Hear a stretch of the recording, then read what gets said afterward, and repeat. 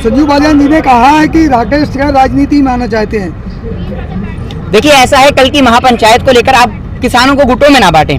पूरे देश का किसान एक ही है, और वो जो कह रहे हैं ना कि राजनीति में बांटना चाहते हैं या राजनीति करना चाहते हैं, कल उन्होंने देश के लोगों को संदेश दिया वहां खड़े होकर कि ये देश हिंदू मुस्लिम सिख ईसाई की एकता का प्रतीक देश है, और आप जितना इस देश को तोड़ोगे इस देश के लोग उतना ही इस देश को जोड़ेंगे। यही बात उन्होंने खड़े होकर कही। तो इस बात में आपको कौन सी राजनीति नजर आ गई? सवाल ये उठता है कि राकेश टिकैत जी ने अल्लाहू अकबर और हर महादेव के नारे लगवाए, उसको सवाल बन गया वो।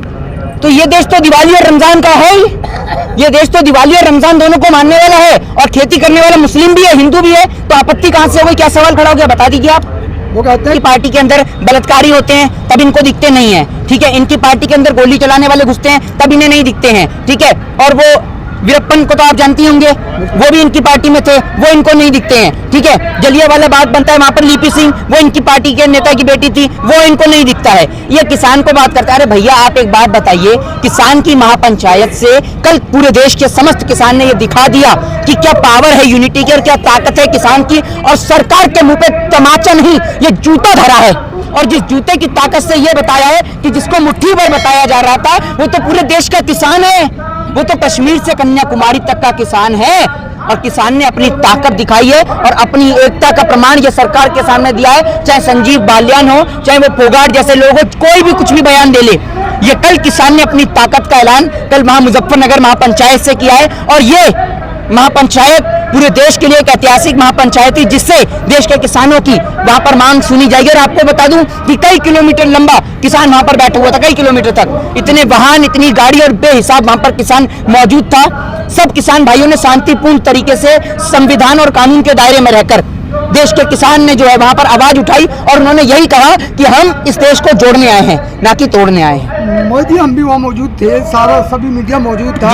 राकेश टिकैत जी ने जब मंच से ये कहा कि ये नारा जो है स्वर्गीय जो है महेंद्र सिंह टिकैत जी के समय पे दिया जाता, लेकिन इसको तोड़ मोड़ कर यूँ पेश किया जा रहा है कि इन्होंने हिंदू और मुस्लिम बांटने का बीजेपी ने काम शुरू कर दिया है कल से। क्या कहेंगे उसके लिए? देखिए, भारतीय जनता पार्टी की एक पुरानी आदत है हिंदू और मुस्लिम करने की, इस बात में कोई दोहराई नहीं। इनकी बहुत गंदी आदत है और ये देश को तोड़ने का काम करते हैं। बहुत सारे लोग इन्हीं की पार्टी के चमचे कह लीजिए, या फिर आप इन्हीं की IT सेल चलाने वाले लोग कह लीजिए, जो हमें गाली लिख के देते हैं। लिखिए आप गाली, आपका काम है गाली लिखने का। आपके माँ बाप ने यही संस्कार सिखाए हैं कि आप दूसरों को गाली दें, उन पे अभद्र टिप्पणी करें। अरे सरकार हमारे देश की है, हमने सवाल कर लिए तो आपको आपत्ति क्या? सरकार हमारे देश की, हम सवाल नहीं कर सकते सरकार से, हमारे पास लीगल राइट नहीं है, लेकिन आप उस पर अभद्र टिप्पणी करें, गंदी गंदी गालियां लिखें। अरे आपके माँ बाप, आपके घर में बहन बेटियां हैं या नहीं है कि आप इतनी गंदी गंदी गालियां लिखते हैं? लोगों के पेट भरने वाले किसान को आप गंदी गंदी गालियां लिख के संबोधित करते हैं। ये इनका IT सेल चल रहा है या दंगे अपराधियों का गैंग चल रहा है जो गालियां लिख रहे हैं? इनको बंद क्यों नहीं कराती कोर्ट? कैसे सोशल मीडिया पे आप और हम सोशल मीडिया पे गलत पोस्ट डाल दें, उठा के बंद कर देता है साइबर क्राइम हमें, है? और ये लोग खुलेआम गलत गालियां लिखते हैं, माँ बहनों को अभद्र टिप्पणियां लिखते हैं लोगों की, इनके ऊपर कोई कार्रवाई नहीं। क्यों भाई, बताइए? आप हर जगह किसान को बदनाम कर दें, दिल्ली में किसान बैठ जाए तो किसान बदनाम, महापंचायत कर ले तो किसान बदनाम। आप देशभक्त हैं? आप तो कह रहे थे मुट्ठी भर किसान है, जो इतना सारा किसान कल मुजफ्फरनगर में खड़ा हुआ था कि जिसकी गिनती भी नहीं लगाई जा सकती, सिर्फ एक अनुमान लगाया जा सकता है। लाखों करोड़ों की संख्या में देश का किसान कल मुजफ्फरनगर महापंचायत में मौजूद था, और ये बात आप सभी ने देखी थी। लेकिन इस बात से सरकार जो है वो घबरा गई है। योगी जी का कोई बयान, कोई स्टेटमेंट नहीं आया। उतारिए ना बक्कल, बहुत उतार रहे थे आप तो किसान का बक्कल। कुछ लोग ये भी कह रहे थे कल जब टिकैत साहब का प्रोग्राम चल रहा था महापंचायत का, उसी दौरान ये बात चल रही थी टूल किट गैंग के लोग हैं, ऐसा कुछ। अरे देखिए, जो भी कह रहा है कि टूल किट गैंग के लोग हैं या कौन सी गैंग के लोग हैं, आप ही बता रहे हैं। नहीं, आप ही बता रहे हैं टूल किट गैंग के लोग हैं, टुकड़े टुकड़े गैंग के लोग हैं। और जब आप जम्मू कश्मीर में जाते हैं, वहां आप एयरलाइंस कर लेते हैं, तो वो कौन सी गैंग के मेंबर होते हैं? अगर आपकी पार्टी के अंदर कोई आ जाए तो वो देशभक्त हो गया, नहीं तो वो देश विरोधी हो गया, ठीक है ना? आपकी पार्टी सर्टिफिकेट देती है? दूध की धुली पार्टी है आपकी पार्टी का गृह मंत्री क्या है? कौन सी किट का मेंबर है? बताएं वो, आप बताइए, आपकी पार्टी के गृह मंत्री जी क्या है? कौन सी किट के मेंबर है? बताइए ना। आपसे पूछता हूँ, क्या थे गृह मंत्री जी? गृह मंत्री जी ने चाय बेची है, किसान थे गृह मंत्री जी। नहीं, तो चाय तो मोदी जी ने बेची रहे हैं, देश भी बेच रहे हैं। गृह मंत्री जी क्या थे? गृह मंत्री जी तो साफ छवि के एकदम। कौन सी किट के और कौन सी गैंग के आप भी जानते हैं। कुलदीप सिंह सेंगर सबसे अच्छा, वहां जाके पूछिए लस्सी वाले की दुकान पे है। आपके पास किसान के पास आने का समय नहीं है, लस्सी वाले की दुकान पे जाके बैठ रहे हो।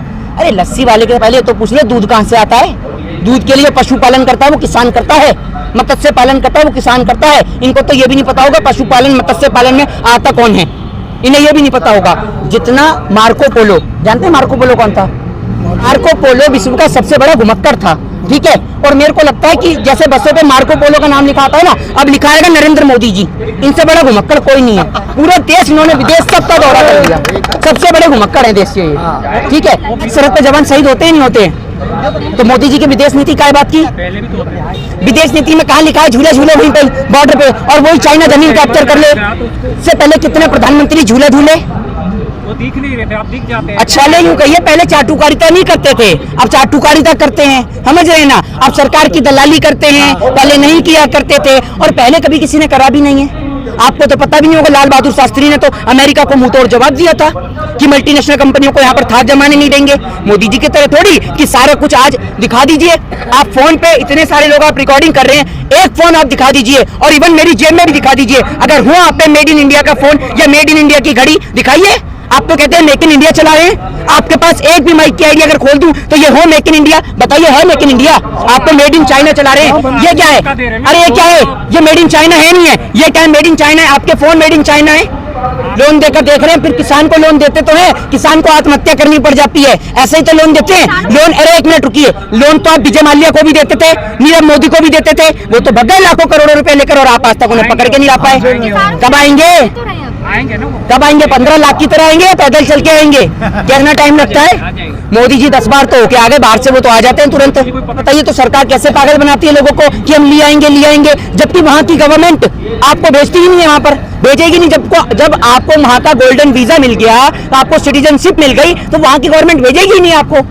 बताइए ना, आप कैसे ले आएंगे? आप जनता को पागल बनाते हैं, आप जनता को बेवकूफ समझते हैं, आप जनता को हिंदू और मुस्लिम में लड़ाते हैं, जबकि आपके पास ना एजेंडा है और ना ही आपके पास कोई कार्य है जो आप कार्य कर सकें। आप किसान को सड़क पे ला देते हैं, आप शिक्षकों को सड़क पे ला देते हैं, आप युवाओं को सड़क पे ला देते हैं। 300 पार तो बिल्कुल आएंगे, अब 300 तो कम से कम उनके विधायक ही होंगे, ठीक है। उससे भी ज्यादा टिकट चाहिए उन्हें। भाई टिकट मिलेगी, ट्रेन में बिठाल के विदा किया जाएगा, और 300 पार की टिकट चाहिए उन्हें। जिसने एमएससी कर रखी है, जिसने बीकॉम कर रखा है, जिसने एलएलबी कर रखी है, एलएलएम कर रखी है, एलएलडी कर रखी है, पीसीएस कर रखा है, पीएचडी कर रखा है, वो सुपरवाइजर का, सफाई कर्मचारी का फॉर्म भरे, है ना। पान वाला एक है जो बता के चूना लगाता है, ये ऐसा बेचने वाला है जो बिना बताए चूना लगा रहा है सबको। ये पेट्रोल पे दाम बढ़े देश हित में, गैस पे बढ़े देश हित में, लोग भूखे मरे देश हित में, किसान सड़क पे उतरे देश हित में, महिला के साथ बलात्कार हो देश हित में। आपको तो कोई फर्क है ही नहीं, क्योंकि आपको तो आपका मिल रहा है चंदा, आपका तो घर का खर्चा पानी चल रहा है, आपको क्या फर्क? कौन कहता है मुझे कांग्रेस से मिल रहा है?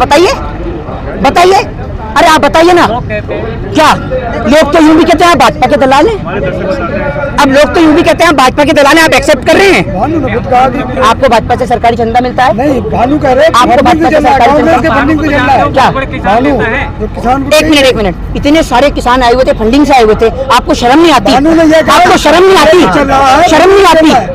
भानु गवर्नर है, भानु गवर्नर अरे वो भी है, एक डिप्टी सीएम है, संगठन है ना, पीएम है। संगठन तो है किसानों का। कौन सा संगठन? किसानों का संगठन है ये संगठन, ये जो आंदोलन चल रहा है, ये पैसों से चल रहा है। जो 700 आप एक बात मुझे बताइए, आप पैसों से, आपको पैसे दूं, कितना पैसा चाहिए आपको? आप अपने घर के मेंबरों की लोग जान दे देंगे पैसों के चक्कर में? मैं आपसे कहता हूँ ट्रक के नीचे आ जाइए, पैसा रखिए, ट्रक के नीचे आ जाइए। आप कह रहे पैसों के लिए, आप 650 से ज्यादा किसान भाइयों ने शहादत दे दी, आप कह रहे हैं पैसों से चल रहा है? आपको शर्म नहीं आती है?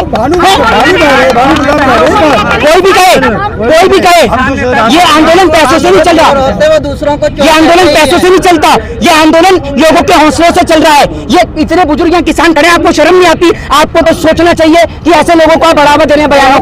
किसान संगठन है, जानते ही हो भानु किसान अन्न खाते हो आप या कुछ और खाते हो? वो भी तो किसानों के लिए आप अन्न बैठे खाते थे। हो कुछ और खाते हो? किसानों के लिए आंदोलन आप अन्न किया खाते हो कुछ और खाते हो? हैं? मुझे तो नहीं लगता आप अन्न खाते हो। अन्न खाने वाले आपके सवाल नहीं है। भानु संगठन आंदोलन किया था किसानों के लिए कि नहीं किया? आप एक बात मुझे बताइए, वहाँ पर किसानों ने महापंचायत से इतना किसान बोला, अभी भी यहाँ पर बोलता रहता, देखो पीछे अभी भी खड़ा होकर बोल रहा है। आप सुनते हैं एक बार भी क्या बोल रहा है? क्या बोला इसने अभी? पीछे बताइए क्या बोला, तो बताइए। आपकी सुन रहा हूँ अभी आए आप एकदम फाइटर से उतरे, फाइटर जेट से उतरे हैं। नहीं, हम तो अभी आए थोड़ी देर कितनी देर पहले? थोड़ी देर पहले। कितनी देर पहले? बात क्या है 2-4 मिनट पहले। 2-4 मिनट पहले झूठ मत बोलिए। नहीं, 2-4 मिनट तो आपको यहीं खड़े खड़े हो गए, 10 मिनट का इंटरव्यू हो गया, फिर झूठ बोल रहे नहीं, हो। तुम्हारे आने से 2-4 मिनट पहले झूठ मत बोलो आप, मैंने ये कहा तुम्हारे आने से झूठ मत बोलो। मोदी जी